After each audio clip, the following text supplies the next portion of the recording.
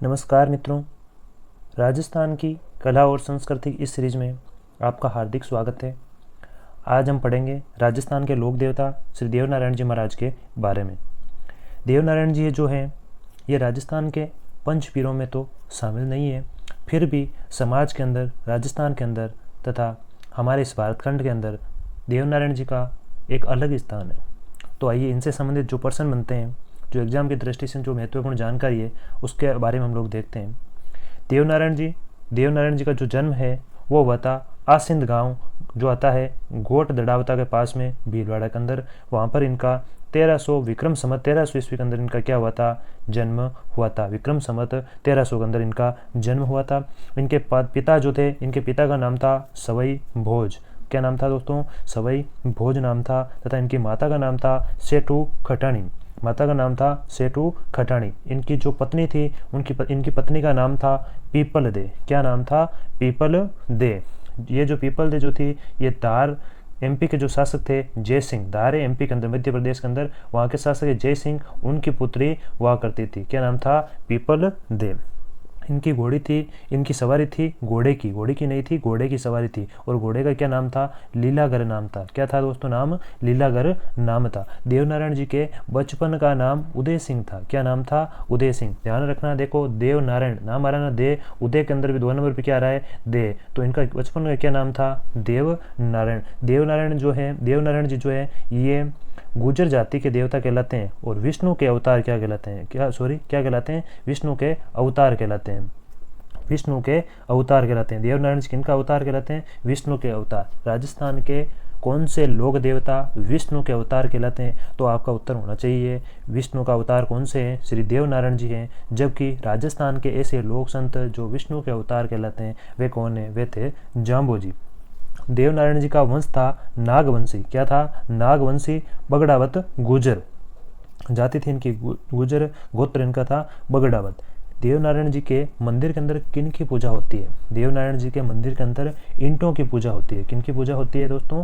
ईंटों की पूजा होती है। और ईंट प्लस नीम की पत्तियों की क्या होती है? संयुक्त रूप से वहाँ पर इनके मंदिर के अंदर पूजा होती है। और मंदिर के अंदर जो भोग लगता है वह किसका लगता है? नीम की पत्तियों का तथा राबड़ी का। छाछ व दलिया दोनों को मिक्स करके जो बनाया जाता है ना भोजन राजस्थान के अंदर, उसे क्या कहते हैं? राबड़ी कहते हैं हम लोग। तो हम लोग कह सकते हैं कि देवनारायण जी के मंदिर के अंदर छाछ व दलिया का क्या लगाया जाता है? भोग लगाया जाता है। राजस्थान के ऐसे लोक देवता जिनके मंदिर के अंदर छाछ व दलिया का भोग लगाया जाता है वे कौन है? वे है देवनारायण जी। अब देवनारायण जी ने क्या किसी से युद्ध किया था सर? बिल्कुल, इन्होंने किया था। मेर आक्रांता थे, बिनाई के शासक थे। बिनाई आता है अजमेर के अंदर, अजमेर के शासक थे, उनसे इन्होंने क्या किया था? युद्ध किया था। युद्ध कर उनकी क्या की थी? हत्या की थी। इन्होंने युद्ध किया था। और आराध्य देवता कहलाते हैं गुर्जर जाति के। गुर्जर जाति ऐसी राजस्थान की एकमात्र ऐसी जाति जो गो पालन सर्वाधिक करती है। कौन सी जाति है? गुर्जर जाति।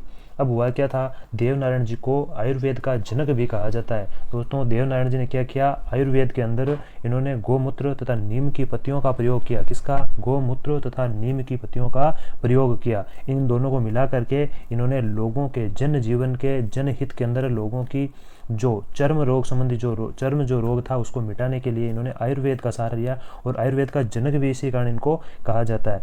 देवनारायण जी के आराधना के अंदर बगड़ावत जो है, बगड़ावत गुर्जर जो होते हैं वो इनकी आराधना के अंदर क्या गाते हैं दोस्तों? बगड़ावत गीत गाए जाते हैं। बगड़ावत। देवमाली, देवनारायण जी से संबंधित कुछ इनके पूजा स्थल है, उनके बारे में हम लोग देखते हैं। जो महत्वपूर्ण है उन्हीं के बारे में दोस्तों हम चर्चा करेंगे। देवमाली आता है ब्यावर अजमेर के अंदर। कहाँ पर आता है? ब्यावर अजमेर के अंदर देवमाली, वहाँ पर इनका स्थान है। इसके अंदर यहाँ पर क्या हुआ था? देवमाली के अंदर देवनारायण जी ने अपने प्राण त्यागे थे, प्राणों का त्याग किया था। यहाँ देवनारायण जी का सबसे बड़ा मेला भरता है। कब भरता है? देवनारायण जी का मेला भरता है भाद्रपद शुक्ल षष्ठी और सप्तमी को इनका मेला भरता है। ये तो बात ही मेले की। अगली बात है महत्वपूर्ण प्रश्न की। इनके बारे में ये बहुत बड़ी महत्वपूर्ण प्रश्न है कि राजस्थान के किस लोक देवता के मेले में कालबेलिया नृत्य किया जाता है? ध्यान रखना, बहुत महत्वपूर्ण है। बहुत महत्वपूर्ण प्रश्न है अपना ये। बहुत महत्वपूर्ण है, लगा लेना, इसको स्टार बना लेना, ऐसा पर्सन है, ये स्टार वाला पर्सन कह सकते हैं हम लोग, ये वाला पर्सन। कि राजस्थान के ऐसे कौन से लोक देवता है जिनके मंदिर के अंदर कालबेलिया नृत्य किया जाता है। राजस्थान का एकमात्र नृत्य जिसे यूनेस्को के विश्व धरोहर सूची के अंदर शामिल किया गया है, 2012 के अंदर इसको यूनेस्को विश्व धरोहर सूची के अंदर शामिल किया गया था। और किनको किया गया था, राजस्थान के 6 दुर्ग है उनको भी शामिल किया गया था। तो कालबेलिया नृत्य किनके मेले के अंदर किया जाता है, तो आपको उत्तर होना चाहिए देव नारायण जी। देव नारायण जी के मेले में क्या किया जाता है, कालबेलिया नृत्य किया जाता है। फिर हम देखते हैं अन्य पूजा स्थल। अन्य पूजा स्थल की बात करें इनकी, तो अन्य पूजा स्थल के अंदर आता है देवडूंगरी। देवडूंगरी कहाँ पर है, ये है चित्तौड़गढ़ के अंदर। कहाँ पर है, चित्तौड़गढ़ के अंदर।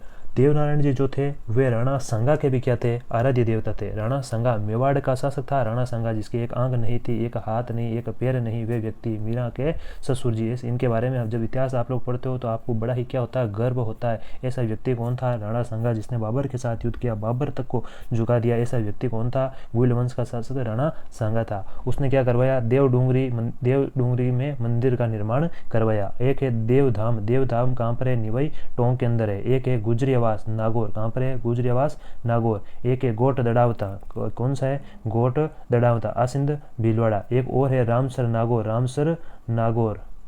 ऐसे राजस्थान इनके बहुत ही महत्वपूर्ण मंदिर है। अब बात करते हैं दोस्तों फड़ की। फड़ क्या होती है, फड़ होती है कि इस किसी भी व्यक्ति के व्यक्तित्व का चित्रण करना, कपड़े पर चित्रण करना, क्या कहलाता है, फड़ कहलाता है। तो देवनारायण जी की जो फड़ है वे राजस्थान की सबसे तो प्राचीन है। एक तो पहली बात तो प्राचीन भी है, प्राचीन है, सबसे बड़ी है। क्या है, सबसे बड़ी है। और वैसे सबसे लंबी है, और क्या है, सबसे छोटी भी है। 30x5 इसका रेशियो क्या है, 30x5। लंबी भी हो गई और साथ ही साथ के अंदर ये क्या हो गई, छोटी भी हो गई। इसे क्या किया गया, इस पर एक डाक टिकट जारी किया गया था 2 सितंबर 1992 के अंदर, 92 के अंदर क्या किया गया था, डाक टिकट जारी किया गया था। डाक टिकट के अंदर इसको किया गया तो ये सबसे छोटी हो गई, वैसे ये क्या थी, लंबी थी। अब जो देवनारायण जी की जो फड़ है वह किस वाद्य यंत्र के द्वारा इसका वाचन किया जाता है, तो ध्यान रखना जंतर। किससे, जंतर। अब बात करें रामदेव जी की तथा बाबू जी की, किससे की जाती है, रावण हत्ता। किससे, रावण हत्ता से। गोगा जी की, गोगा जी, तो गोगा जी की किसने की जाती है, डेरू वाद्य यंत्र से क्या किया जाता है, वाचन किया जाता है। दोस्तों जब फड़ कट या फट जाती है, मैंने आपको पहले बताया था कि जब फड़ हमारी जो होती है वह कट या फट जाती है तो इसका क्या किया जाता है, इसका जो विसर्जन है वो कहाँ पर किया जाता है, वो किया जाता है पुष्कर झील के अंदर। अब हम देखते हैं कुछ महत्वपूर्ण जो फड़े हैं उनके बारे में हम जानकारी प्राप्त करते हैं। कौन कौन सी महत्वपूर्ण फड़े हैं वो, उनके बारे में देखिएगा।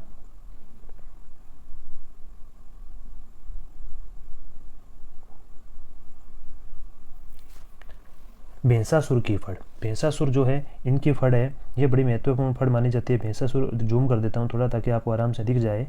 भैंसासुर की फड़, भैंसासुर की जो फड़ है ये केवल कंजर जाति द्वारा पूजी जाती है। भैंसासुर है, इनकी फड़ का पूजन किनके द्वारा किया जाता है, कंजर जाति के द्वारा इसका वाचन किया जाता है। कंजर जाति, इनके द्वारा क्या किया जाता है, इनकी फड़ का वाचन, इनकी फड़ का क्या किया जाता है, केवल पूजा की जाती है, वाचन नहीं की जाती है। भैंसासुर की याद रखना, भैंसासुर की फड़ का क्या किया जाता है, केवल पूजा की जाती है, बल्कि क्या नहीं किया जाता, वाचन नहीं किया जाता। एक है रामलल्ला की फड़, राजस्थान की ऐसी फड़ जिसका वाचन दिन में किया जाता है। कौन सी फड़ है, रामलल्ला कृष्ण लल्ला की फड़।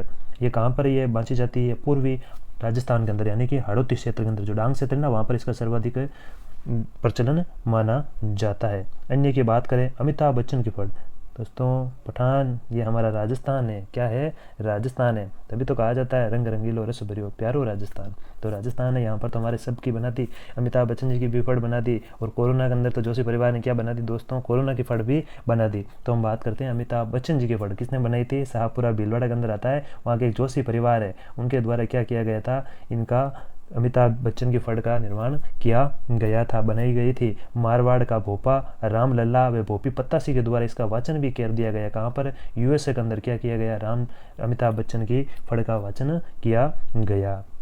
अब बात करते हैं राजस्थान की ऐसी महिलाएं या ऐसी महान हस्ती जिनका जब फड़ की बात आती है तब उनका नाम हमारी ज़बान पर आ ही जाता है। तो राजस्थान की पहली फड़ चितेरी कौन सी है, पहली फड़ चितेरी पार्वती जोशी। कौन सी है दोस्तों, पार्वती जोशी, जो अंतर्राष्ट्रीय ख्याति प्राप्त चितेरी वो कौन सी है? अंतर्राष्ट्रीय ख्याति प्राप्त चित्रे गोतली देवी मानी जाती है। ये तो बात थी फट से संबंधित तथा देवनारायण जी से संबंधित। दोस्तों आशा करता हूँ आपको अच्छी लगी होगी। जब आप देवनारायण जी की बात सुनते हो, देवनारायण जी के बारे में पढ़ते हैं, तब हमारे सामने एक बहुत ही महत्वपूर्ण नाम और आ जाता है, देव बाबा। कुछ लोग तो ये भी कह देते हैं देवनारायण जी तथा देव बाबा दोनों एक ही है, परंतु ऐसा नहीं है। हम लोग देखते हैं देवनारायण जी तथा देव बाबा में क्या अंतर है। देव बाबा है जो कहलाते हैं अच्छे व्यक्ति, जिनका कहा जाता है ग्वालों के रक्षक देव। ऐसे देवनारायण जी भी अच्छे, ये नहीं कहता हूँ देवनारायण जी अच्छे नहीं थे, बहुत अच्छे थे दोस्तों, परंतु केवल हम लोग ये कह सकते हैं अच्छे किन के लिए? ग्वालों के लिए। ग्वालों के रक्षक देव कहलाते हैं।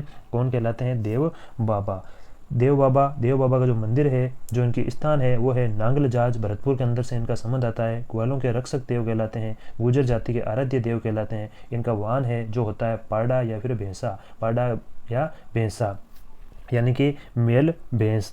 मेला, इनका मेला कब भरता है? इनका मेला भरता है भाद्रपद शुक्ल पंचमी व षष्ठी को, जबकि देवनारायण जी का मेला कब भरता है? भाद्रपद शुक्ल षष्ठी व सप्तमी को। याद रखना, बहुत ही सरल बात है। हो गए देव बाबा, बात हमने की देवनारायण जी की। फिर हमने बात की राजस्थान के जो फड़े हैं, उन फड़ों के बारे में हमने बात की थी। अमिताभ बच्चन की फड़, रामलला कृष्ण लल्ला की फड़ तथा कोरोना की फड़। यहाँ तक हमने ये भी बात की थी राजस्थान की ऐसी कौन सी फड़ है जिनका केवल क्या किया जाता है दोस्तों? केवल उसकी पूजा की जाती है कंजर जाति के द्वारा, बल्कि उसका क्या नहीं किया जाता? तो भैंसासुर की जो फड़ होती है उसका वाचन नहीं किया जाता है। शॉर्ट रूप में एक बार आपको वापस बता देता हूँ। जो देवनारायण जी जो थे, ये अजमेर के व्यक्ति थे। अजमेर के अंदर इनके अल्पायु के अंदर इनके पिता की मृत्यु हो जाती है। जब इनके पिता की मृत्यु हो जाती है तब ये क्या करते हैं, अपने धीरे धीरे ये बड़े होते हैं। अपने ननियाल के अंदर बड़े होने के पश्चात एक दिन किसी व्यक्तियों गांव के अंदर विपदा आ जाती है, बहुत बड़ी विपदा आ जाती है। क्या विपदा आती है कि गांव की जो गायें होती है उनको मेर जाति के लोग गायों को ले जाते हैं, तब उनकी गायों की रक्षा करते हैं। और बाद के अंदर ये पर्चा भी देते हैं कि मेरे यहाँ की जो ईंट है, उस ईंट को अगर वहाँ पे आप रख दोगे ना, मेरे किले की ईंट, तो वहाँ पर क्या होगा, कभी भी बाढ़ नहीं आएगी, यानी कि गायों की पूजा करने वाले लोगों की कभी आँच नहीं आएगी। इनके जो पिताजी जो थे, पिताजी का नाम था सभई भोज, माता जो थी सेठू खटाणी। इन्होंने क्या किया था? आयुर्वेद का प्रयोग किया था, उपयोग किया था, आविष्कार किया था, इसलिए इनको कहा जाता है आयुर्वेद का जनक कहा जाता है, आयुर्वेद का धनी कहा जाता है। ऐसे व्यक्ति कौन थे? देवनारायण जी थे। इनका मेला भरता है भाद्रपद शुक्ल सप्तमी, षष्ठी और सप्तमी को। और एक बात करते हैं देव बाबा की, तो देव बाबा कौन है? ग्वालों के रक्षक देव कहलाते हैं, गुर्जर जाति के आराध्य देव भी कहलाते हैं। यहाँ तक कि इनका जन्म की बात, इनकी बात करें मेले की, तो मेला लगता है पंचमी और षष्ठी को मेला लगता है। दोस्तों पंचमी को और भी राजस्थान के लोक देवता हम पढ़ेंगे, उनका भी मेला लगता है। उनका नाम है हरिराम बाबा। हरिराम बाबा का भी क्या लगता है? मेला। ये अभी बता देता हूँ कहाँ पर लगता है। ये लगता है जोरडा, नागौर व चूरू की सीमा पर स्थित सांप की बम्बी की पूजा होती है इनके मंदिर के अंदर। वो कौन से हैं? वो है हरिराम बाबा। आशा करता हूँ दोस्तों आपको मेरे द्वारा बताई गई जानकारी अच्छी लगी। अगर मेरे द्वारा बताई गई जानकारी आपको अच्छी लगी है तो हमारे चैनल को लाइक करें, हमारे वीडियो को लाइक करें, हमारे वीडियो को शेयर करें तथा चैनल को सब्सक्राइब करना ना भूलें।